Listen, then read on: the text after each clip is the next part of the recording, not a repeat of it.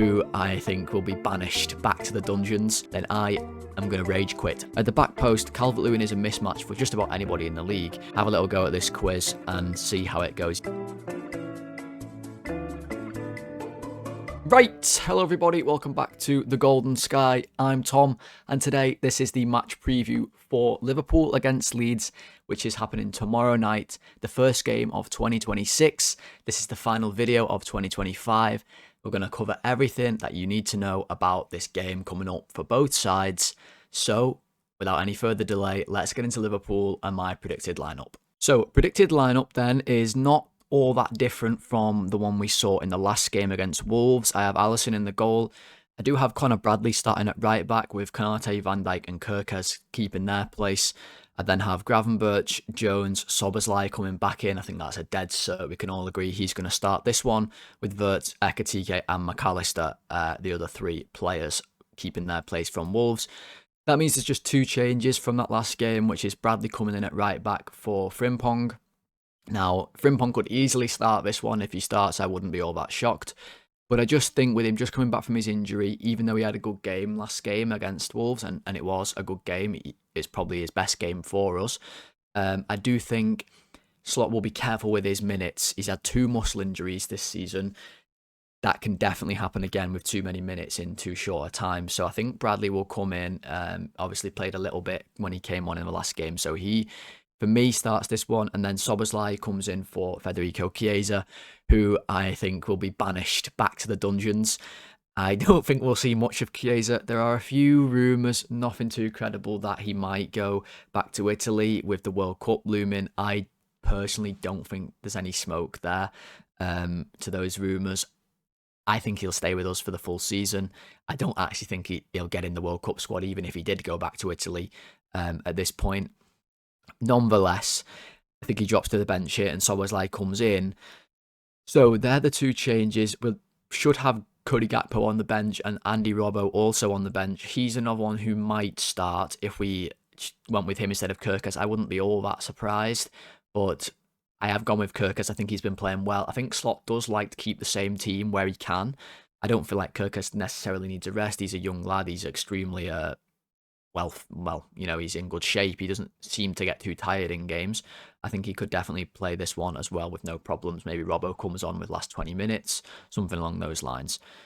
So that's the team. And with this 11 on the pitch, I think you will see us go back to the diamond that has been serving us well in recent weeks. We moved away from the diamond against Wolves with Chiesa coming in, and we went with Wirtz on the left, and then it was Chiesa, who I'll just make Szoboszlai here on this visual for you all.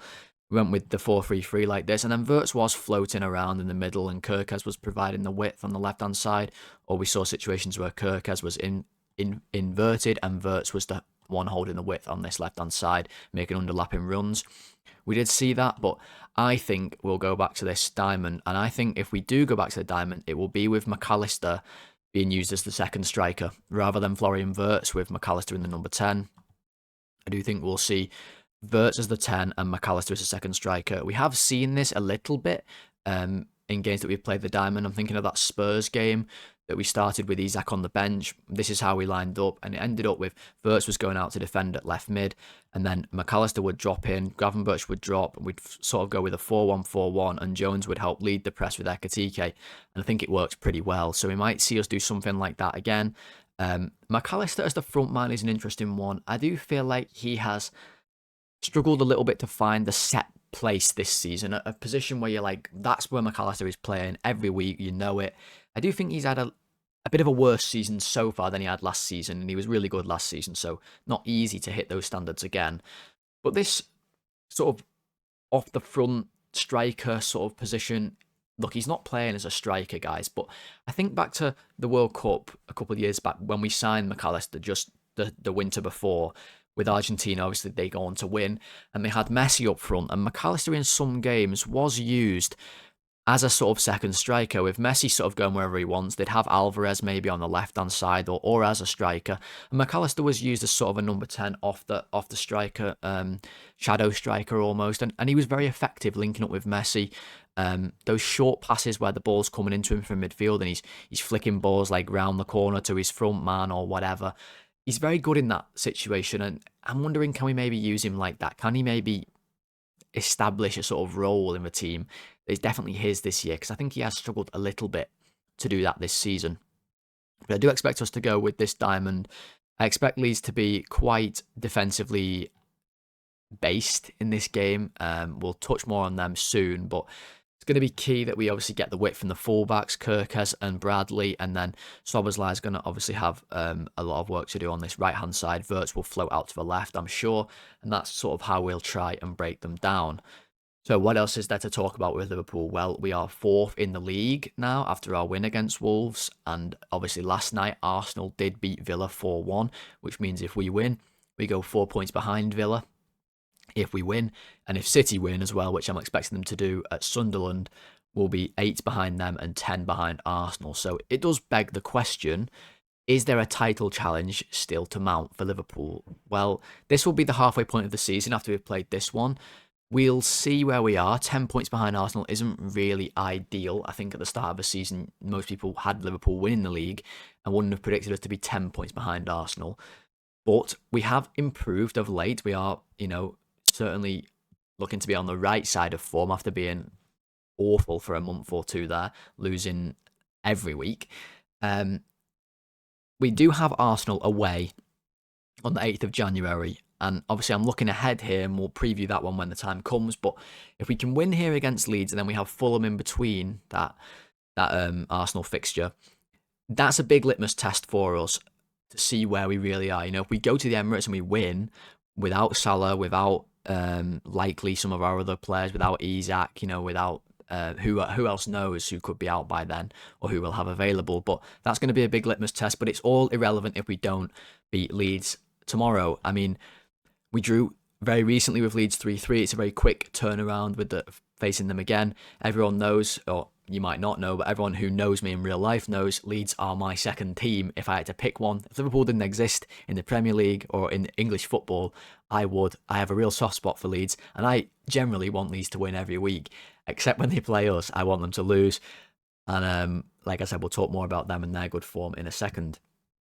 The other thing to note with Liverpool is that we this week have sacked our set-piece coach, Aaron Briggs, I believe his name was. I did not know of Aaron Briggs' existence before his sacking. I didn't even know he was a set-piece coach, but I have researched in preparation for the video. I do actually do some prep work for these guys, if you didn't already know. So there you go, a little bit of effort goes into these. We advertised for a set-piece coach last year on LinkedIn, of all things, and nobody was deemed suitable enough to get the position. So Mr. Briggs moved in he was already doing something else at Liverpool, and he moved into the role, and he's clearly not been very good. So he's gone. It's a shame. Obviously, don't want to see anyone lose their job, but it's pretty clear we have been, historically bad at set-pieces this season. Luckily for us, Leeds are very good at set-pieces, so this is going to be a real test to see if Mr. Briggs was the problem or not. Will it make any difference at all? I have no idea. But if I see Alexis McAllister in the middle of the box trying to block Dominic Calvert-Lewin, then I am going to rage quit. I'm going to throw a right fit. I'm going to find Aaron Briggs and I'm going to formally apologise to him because he should not have lost his job if we just continue to do this. They're a very, very threatening set-piece side, and I've got some clips later to show you exactly that. Now, Slot has alleviated the pressure that he was under. It wasn't that long ago. He was a lot of people from Liverpool had pretty much turned on him or pretty much done with him as a manager. Now, I never quite got to that point. I did say he would be under serious pressure, but if you go back and watch the videos at the time, I did always say I would be shocked if he gets sacked this season, no matter what happens. Now, he has alleviated that pressure because we have had some good form. I think we've won 3 in a row in the league. This will obviously be the 4th. It's a home fixture. We've had some bad losses at home this season. Hopefully we can continue in this one. Break down a side who are going to come and defend low like Wolves did last week. Can we go 3-0 up in a game at home? I don't actually know if we've even done that this season. We seem to go 2-0 up, no problem, when we play well. We struggle to get that third to really kill the game off. So can we do that here? Arne Slot did say in his press conference, not really that many noteworthy things on the presser today, but he did say that we are maybe missing when we go 2-0 up and maybe a team gets a goal back and we've had nervy endings. He did say maybe he struggled without having someone like Endo to bring on to help shore us up in those moments, or another defender. Obviously, we don't have Gomez. I don't know his fitness at all. There's been no mention of that. That means to me he's probably not fit. Leone obviously got injured and Gay didn't get over the line. We've had basically 2 centre-backs the whole season, really. Luckily, they've managed to stay fit. Touch wood so far. We haven't been able to bring any others on to help us secure the game. So I do sympathise with what he's saying there a little bit, but I would like to see us just maybe have control of the game for longer periods towards the end. He did say also that he's happy with the recent form, given the injuries we've had, because we have actually had quite a lot of players unavailable, and it hasn't been talked about all that much because of our good results. If we hadn't been having good results, people would have been pointing towards that. Salah's at AFCON, we had Szoboszlai suspended, we've had Isak get injured, Bradley was injured, all these different factors. Because we've been winning, we haven't had to talk about that. That's good, and he definitely deserves credit for that, and so do the players who've really gone through a tough time already this season and seem to have hopefully come out the other side.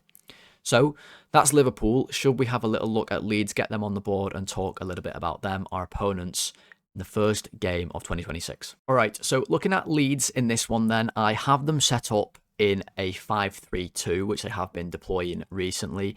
In the goal, I have Lucas Perry with Bogle at right wing back, Goodmanson at left wing back, the 3 centre-backs of Ampadu, Biol and Strauch.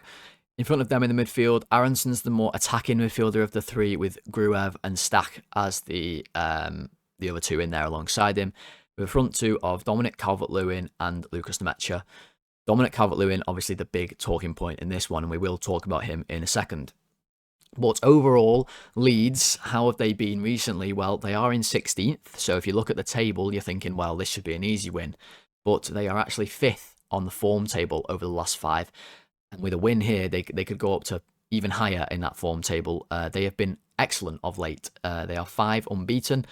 In those 5 as well, they beat Chelsea 3-1. That was a great win. That started the run. They then drew with us. Obviously, we all know about that one, the dramatic 3-3. They drew with Brentford as well, away. Not an easy place to go. They then smashed Palace 4-1. We're going to have a little look at that game in a second. And then they drew at Sunderland, which is also not an easy place to go and get a point. So they have been really, really good. In those 5 games alone, since they switched to this sort of back 5 system, moving Ampadu back into this back 5 and out of the midfield 3, they've actually picked up more points than they did in the first half in the first games of the season before they moved to this combined. So they've been very fruitful since they've moved to this system in the last 5 games.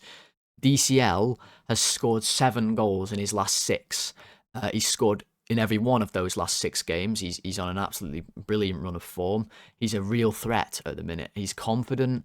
We've seen him have spells in the Premier League before where he's been confident. I think of when he was at Everton and he had that really good season. He scored against us, a back post header. That was when he was really staying fit and scoring goals. He's certainly got the ability to do that when he is fit. That's always been his problem. But he's banging them in for Leeds. They are definitely a threat, and a lot of that is from set pieces, which we will talk about when we look at that Palace game with some clips in a minute. But yes, the switch to the back 3 has been the catalyst. Will they stick with that in this game, or will they go with the 4-3-3, which they were sort of doing at the start of the season? If they do, we could see something like where they're going to play with a left winger. Calvert-Lewin will definitely start, so he'll be the striker. Aronson might come onto the right. This could be Gnonto. They could play Dan James on the right. Maybe Aronson comes over to the left. And Ampadu would simply move forward into the middle. He'd probably go as the deepest midfielder. Gruev would move over to the right, and they go with this back 4. Now, this could happen. It would mean leaving the Metro out, and whilst they've had a great start, last 5 games, I can't really see them doing this. Especially coming to Anfield, I think they'd be pretty stupid to do that. I think they'll go with this 5-3-2 that's been serving them really well of late.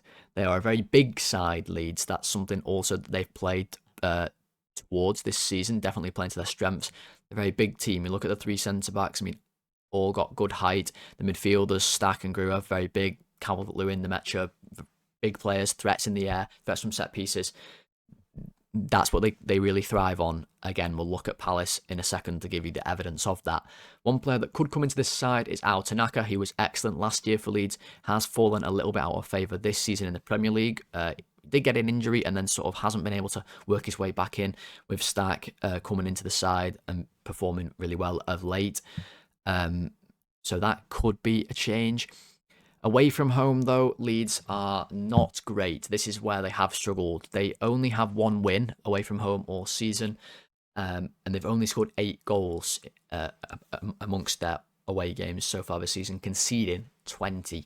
So not great. They are 18th on the away table, so they do struggle a little bit, but something that they are very good at is crossing the ball, and that's no surprise, really, when they've got the wing-backs who are going to bomb forwards like this, and they're going to fill the box with these tall target players to hit. Stack also likes to get involved. They're actually first in accurate crosses per match.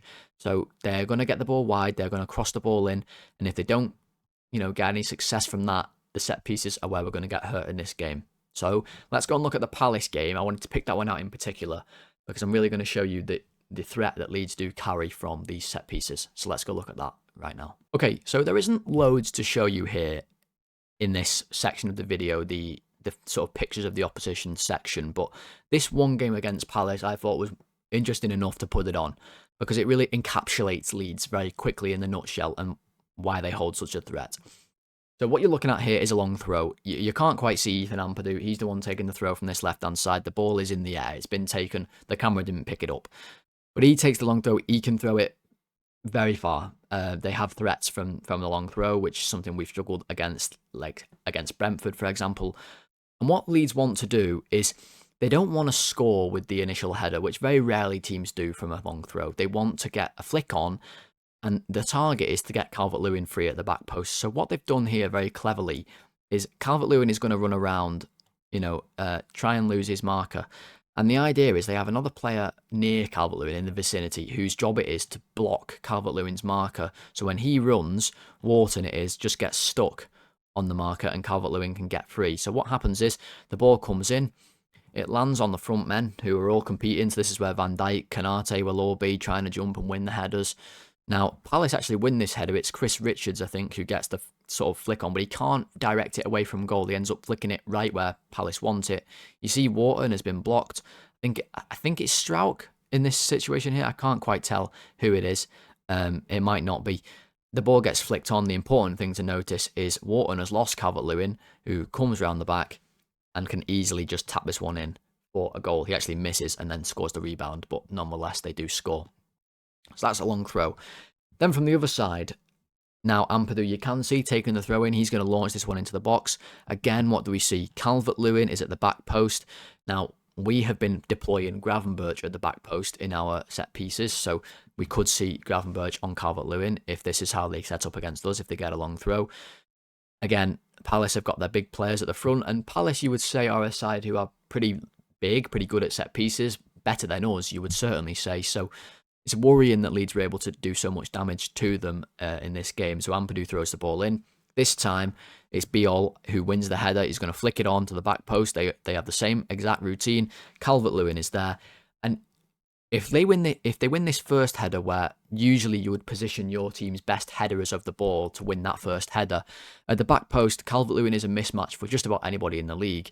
He's excellent in the air, and if he's the one winning the second ball, you don't really stand a chance, and he just bullies Wharton here, just completely knocks him out of the way and heads it in for 2-0. Now, it's not just long throws where they can be threatening. This is a corner this time taken by Stack. Again, he's not quite on the screen. The ball is this pixel here. It's coming into the box. You can see how Leeds set up. They often sort of position their players in this area of the box, and they run this way towards the goal, all of them.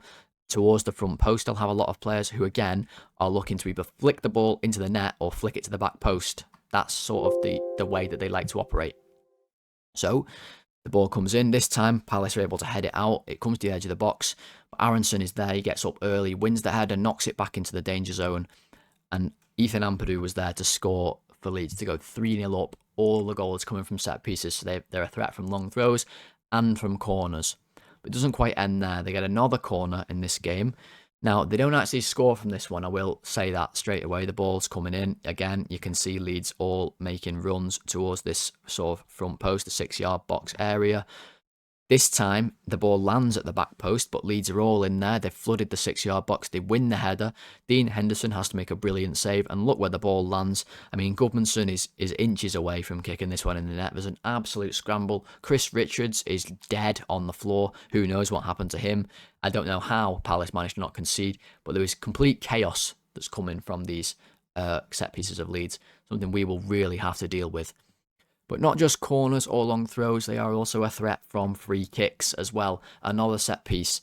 I thought this game was the perfect example of all the ways Leeds can hurt you. They're not really anything special in open play. They really aren't, guys. But corners, long throws, free kicks, everything like that, all the fine margins is where they're going to make their business, really, where they're going to do the damage. Stack, great free kick here. He's already scored, I think, 2 this season. Just easily curves this one over the wall, makes it look so simple, curls it into this near post. Dean Henderson has no chance, and that was 4-1, all 4 goals coming from different types of set pieces, long throws, corners, and a direct free kick. They're a real threat, and Liverpool are going to have to really watch out for it. Okay, so no Super 6 in this video, which would usually be where we finish off the video for a preview. I did think, however, though, seeing as it's the last video of 2025, I found this quiz online, 20 questions on 2025, Liverpool knowledge and memory. So I thought maybe we could reminisce, have a little go at this quiz and see how it goes. You guys seem to enjoy the quiz that we did last time for the Wolves preview. So I thought, let's do an end of year one. So let's give it a whirl, hit start and see what we've got. Okay, 20 questions. Who scored the first goal of the year? Diaz, Gakpo, Trent or Salah? Well, I don't think it will be Trent. Salah's an obvious guess. He scored most of the goals last season. I'm trying to think who we played. I remember we played that United game early in the year last year where Trent was horrendous because of the whole Real Madrid thing. I remember it. I think Gakpo opened the score in that one. We definitely drew. I'm going to go Gakpo. Yep, there we go. And it was against United in the 2-2 draw. Okay, perfect. Who got sent off twice? Gravenberch, Ekatike, Nallo or Jones? Well, we know this one. Definitely Nallo. Hilarious player, by the way. Van Bronckhorst played against Liverpool as a player, true or false? Well, he played for Arsenal, so I'm assuming that's true. It is true, yeah. There you go. As an Arsenal player in the early 2000s. Yep, there we go. Order these 4 players who left in the summer correctly from most appearances to the least. Kelleher, Diaz, Nunez or Trent. Interesting. Well, Trent's got to be top. That's easy. And then I would go Kelleher bottom. He was there for a long time, but was only ever a backup keeper getting 15 appearances per season max. And I think I'd put Diaz second. He was just there before Nunez, I think. I'm pretty sure he was. Half a season more, maybe. So I go Diaz. Yeah, spot on. Here we go. We're doing well, guys. Which club did we sign Frimpong and Wirtz? That's easy. By Leverkusen. That's an easy point. Who scored the final goal in the 5-1 win? McAllister, Gakpo, Diaz, Salah, or an own goal? I'm pretty sure it was an own goal, Was it Salah? Because I remember Salah had like a big let-off celebration, but I think my instinct is to go own goal. Yep, there we go. It was own goal. What was written on one side of Liverpool's trophy parade bus? Oh, God. See, this one is a guess. I have no idea. I was there. I was not paying attention to what was written on the side of the bus. I don't think it'd be wins the championship in May. That seems too long. I don't think it'd be that. That's just bad. I hope it's not that. Slot superstar. So it's going to be one of these. Maybe Imagine Being Us. We have a banner like that. No, it's ours again. That's the first one we get wrong. Okay. I'm okay with getting that one wrong, I think. Liverpool add 3 losses to the list of the biggest ever defeats at Anfield in 2025. Oh, brilliant. I'm glad we did that. Name the 3 clubs responsible. Well, one of them's got to be PSV. Yeah, we got smashed. The Cup, well, it's probably Palace, right? I mean, yeah, they smashed us as well. And then if they beat us 3-0, Forest also beat us 3-0, sorry. So, yeah, there we go. That one's nice and easy. Diogo Jota scored a hugely important goal against Everton, but who assisted him? Oh, was it Jones or was it Diaz? It was on that left sort of channel, and David Moyes wanted an offside. I think it was Luis Diaz. It was Luis Diaz. Let's go. What was the fee Liverpool agreed for Mark Gehry? It was 35 million. I did a video on it. Which 2 players scored in their first appearance for the club this year? Well, Isak didn't, and Rio played last year and didn't score, so it's got to be Frimpong and Ekatike in the Community Shield. Yeah, Community Shield. Which player has not been in a matchday squad? Well, Elliot definitely was. He actually made an appearance for us. He's going to be coming back to Liverpool in January, by the way. Jaden Dans or Simicast. Well, Simicast is out on loan, so yeah, even before going out on loan, he was not involved. Who missed the most games in 25 due to injury or illness? Allison or Bradley? It's got to be Bradley, hasn't it? I mean, Allison misses 10 a year, something like that. Bradley's got to have missed more. Yeah, he did. Bradley 14, Allison 11. Yeah, he always misses about 10. How many goals did Salah score? Oh, that's hard. It's definitely more than 11. I don't think it's 30 in 2025. So 19 or 25. 25 seems a bit high. I guess I go 19. Yeah, it was 19. Who's the DJ for the trophy parade? I actually know this one. It's Calvin Harris, because a bit of lore about me for you. When I used to work at the pub when I was very young, well, not that young, but younger than I am now, we convinced one of the chefs that Calvin Harris was actually my real-life cousin. He's not, but the whole time I worked there for 4 years, one of the chefs believed that he was. So that's how I know that one. Name one player to make their academy debut. Well, surely one academy player to make their debut. Sorry, I mean, Nallo made his debut, right? If I can spell his name. Marinallo? Yep, that's the easy one. Did we win more at Anfield or on the road? Got to be Anfield, surely. Who did Luis Diaz score his final goal against? Oh, I don't know. I do not know. This is a pure guess. I don't even know who he definitely scored against Spurs. I don't think it's them though. That was quite early in the year. Oh no, it wasn't though, because the game at the end of the season. Was it Spurs? No, it was Arsenal. That's annoying. I'd like to got that one. No Liverpool player scored a hat-trick. That's true. No one did score a hat-trick. Yes, the 2025 debutant signed in 2010. Only made the debut in 2025. What? Well, this has to be an academy player, surely. Or this guy's 50 years old. David in the FA Cup, previously on the bench under Klopp, was loaned out for 25-26. I mean, is it Lucky? Wellerty Lucky? No. Academy. FA Cup. That would have been probably Plymouth, the Plymouth loss. Oh my god, is it? How do I spell his name? It's the fullback, isn't it? Is it like this? Isaac. He's called Mabaya. Oh, that's unbelievable. You know, I don't want to really blow my own trumpet there, but that is some get, if I do say so myself. Isaac Mabaya. He came on because Gomez got injured, I remember. And what did we get? Did we click next? Oh, there was hints as well. 90% we'll take it. I think I got 2 wrong there. We take that. So I hope that was fun. I hope you played along if you did watch. Yeah, big fat quiz of the year to end 2025. All right, guys, that is going to do it for today's video, and that is going to do it for 2025. And I would like to say, just before the video ends, as always, I like to say at this point, please do like the video, try and get to 30 likes, and subscribe to the channel. We're trying to get to 500 subscribers. Podcast listeners, follow the show, leave a 5-star rating and review. That really helps me out as well. But I would like to say, especially for this one, the last video of 2025, obviously started making these videos in the late summer months as the season was gearing up to start. Had really no expectations for what I wanted from the channel, just thought it'd be something fun for me to do, as I made videos about something I've always been super passionate about and basically obsessed with since I was 3 years old, and could formulate proper thoughts. The channel has been so good. I have loved doing these videos for you. I hope you've all enjoyed watching in 2025. I'm so happy to say that we've smashed 350 subscribers within this short period, which is way beyond my expectations, guys, to be honest. So I'm so grateful to everybody who watched, liked, commented, subscribed, all that stuff. I obviously see a lot of you regularly in the comments below. So yeah, that's something that I really appreciate. I love interacting with you all. So thank you very much for a great first year making the channel. I just remembered now that I did say in this video I would drop a Florian Wirtz for one particular person who watches the videos, and I did forget, but I just remembered now. So that was your Florian Wirtz. I hope I nailed it that time. That was just for you. You know who you are if you watched to this point. Thank you so much, guys, for a great year. Hope to have you all along with me next year in 2026, where we'll make videos for the full year, for the full season, and then the next one to come, of course. Hopefully we can grow the channel much more and see where we are by this time next year.